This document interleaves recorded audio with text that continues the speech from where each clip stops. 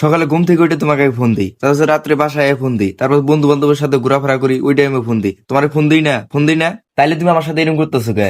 এই খাচ্ছুনি মাগি, তুই নাটক শুধাস কে? তুই চলে যাবি, যা, তুই নাটক শুধাস কে? তো আরে তুই যে নতুন নতুন রাং পাইছে এটা আমি ঠিকই জানি। আরে মাগি, তোরা আমি ক্লাসে যাই পর্যন্ত মেসেজ দিই, বুঝছা মাগি? মামা ঘুমাইতেছিলাম মামা। এই বোকাছো তো, তোকে ডিস্টার্ব করতেছে কেরা? তুই ঘুমাইতেছ, ঘুমা।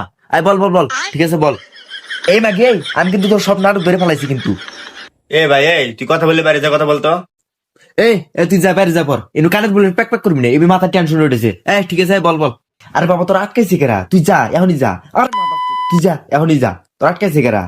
হ্যাঁ, তুই আমার আর কল দিবি না? ওকে ওকে ওকে শোনা, ঠিক আছে বাবু বাবু, ঠিক আছে, ওকে ওকে। তোর মায়ের কসম, তোর বাপের কসম, আমি তোর কোনোদিন আর কল দিব না তোকে, এখনই আমি বলক দিতেছি, এই এখনই। হ্যাঁ হ্যাঁ, আর তুইও যদি কোনদিন ফোন দেওয়ার বা SMS দেওয়া বা কল করার কোন চেষ্টা করস, তাহলে বাবু তোর নাঙ্গের মতো তোর বাপ হতে ওটা, বুঝছাস? ঠিক আছে, ওকে ওকে, সালাম আলাইকুম, ঠিক আছে যা।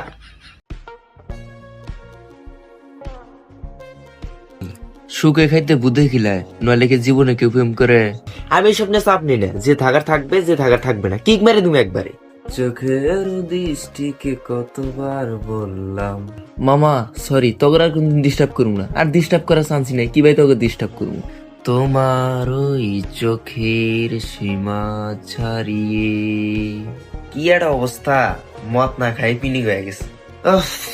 Good night, good night. জান, তুমি তো জানো মাথা গরম হয়ে গেলে কোন উল্টা উল্টা কি করে হলে আমি নিজেও জানি না। আচ্ছা সরি, দোষ কি খেলে আমার একলাই? তোমার তো দোষ আছে, তুমি কি অস্বীকার করো বাবা? আচ্ছা আমি সরি, তুমি সরি বলো, আর কালকে কোন দেয়া করবা বলো।